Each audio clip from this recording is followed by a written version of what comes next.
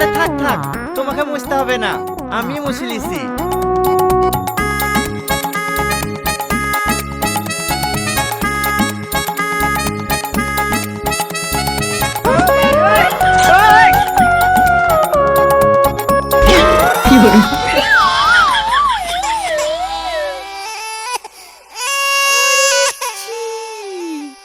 আমি আর কি করেছি রে?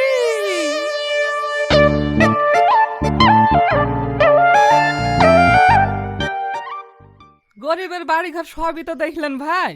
এইবার বলেন, আপনার মেয়ে পছন্দ হয়েছে তো? মেয়ে পছন্দ বলতে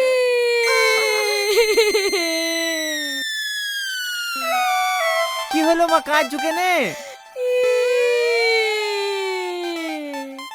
আমি জানি আপনি আমাকে পছন্দ করবেন না, আমার খুব ভুল হয়ে গেছে।